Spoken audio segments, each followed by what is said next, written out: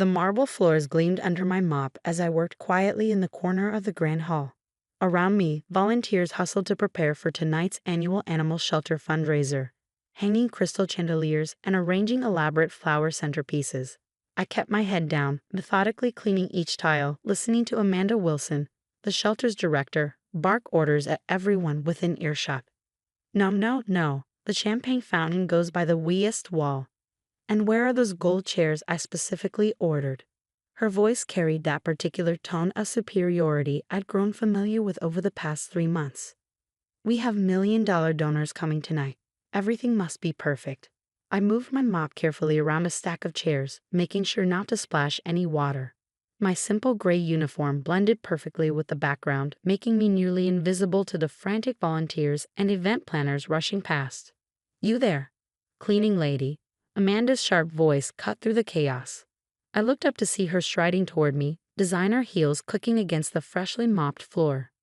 "Once you're done here, the bathrooms need attention. And please use the service entrance from now on. We can't have the help coming through the main doors during the event." I nodded politely, suppressing a smile. "Of course, Ms. Wilson." She paused, scrutinizing my face. "Have we met before? You look familiar." "I've been cleaning here for 3 months," I replied simply. Right. She waved dismissively. "Just make sure everything's spotless. The mayor's coming tonight, and we need to secure that city funding." If only she knew. As I worked, my mind wandered to 6 months ago, when I first visited the shelter. I'd just inherited my grandmother's estate, a fact I'd kept quiet from the public. The shelter had been struggling then, desperately needing renovations and better medical equipment for the animals. I'd spent weeks observing, coming in as a potential volunteer, watching how they treated both the animals and their staff. Amanda had been just as condescending then, though she'd at least bothered to learn my name during the volunteer orientation. That was before I'd started coming in my cleaning uniform, before I decided to really understand how the shelter operated from the ground up. "Hey, careful with that." Amanda's voice rang out again. This time she was scolding a young volunteer who'd nearly dropped a box of wine glasses. "Those cost more than you make in a month." The girl's eyes welled up with tears, her hands shaking as she set the box down. I waited until Amanda stormed off before approaching. "Don't let her get to you," I said softly, helping steady the box. "Some people forget their humanity when they think they have power." The girl, whose name I'd read Sophie, gave me a grateful smile. "Thanks, I'm just trying to help the animals, you know. But sometimes it feels like this place cares more about impressing donors than actual animal welfare." "Things will change," I assured her, returning to my mop. By late afternoon, the hall had transformed into a glittering showcase. Crystal glasses sparkled under the chandeliers, elegant table settings awaited the city's elite, and the stage was set for tonight's big announcement. "You need to leave now," Amanda instructed me as I finished the last section of floor. "The guests will start arriving soon, and we can't have cleaning staff around. Use the back door." I gathered my cleaning supplies, heading toward the service entrance as instructed. In my locker, hidden beneath my gray uniform, hung a sleek black evening gown and a small clutch containing my invitation. In 3 hours, the building would light up with my name, announcing the largest private donation in the shelter's history. But more importantly, it would announce a change in leadership and a complete restructuring of how the shelter operated. I smiled, thinking of Amanda's face when she realized the cleaning lady she'd been ordering around was actually Catherine Parker, her new boss and the shelter's primary benefactor. Sometimes the best way to understand how to fix a broken system is to view it from the bottom up. As I left through the back door, I heard Amanda's voice one last time. "Remember everyone, tonight we smile at all costs. These rich donors hold our future in their hands." 3 hours later, I stood in front of my full-length mirror, hardly recognizing myself. The black evening gown hugged my curves perfectly, a far cry from the shapeless gray uniform I'd worn all day.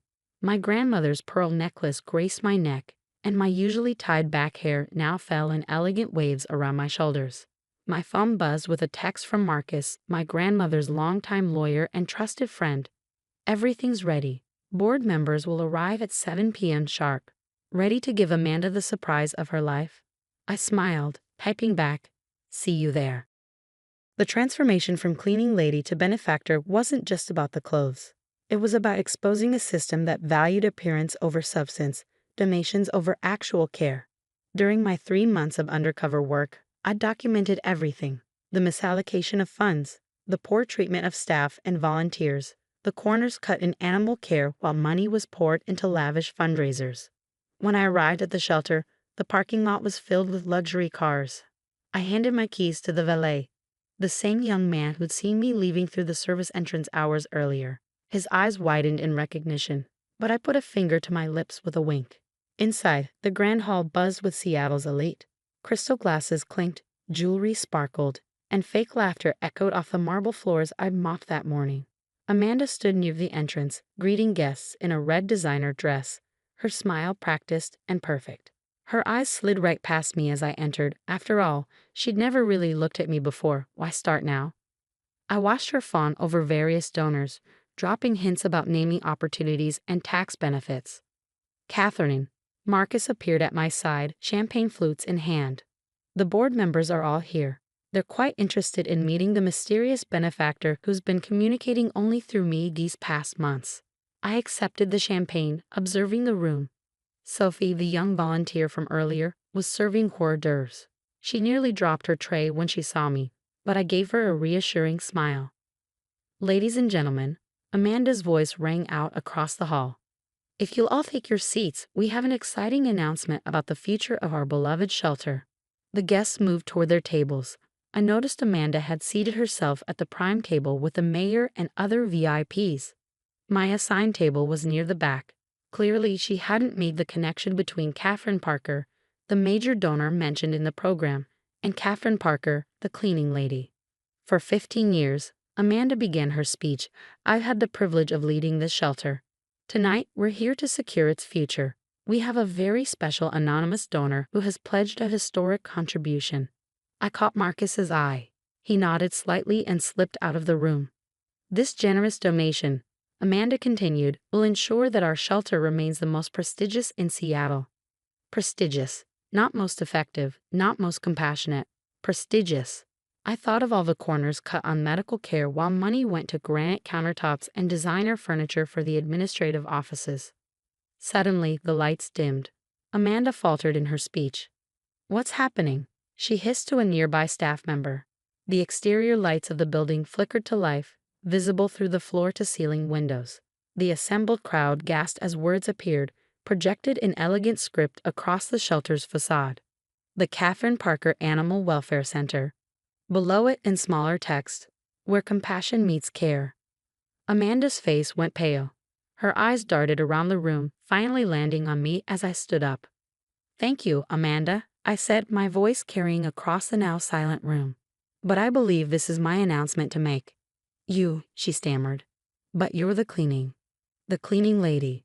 I smiled, walking toward the stage. Yes, I was. The best way to understand a broken system is to experience it from the ground up. The room erupted in whispers as I took the microphone. Sophie, still holding her serving tray, beamed at me from the corner.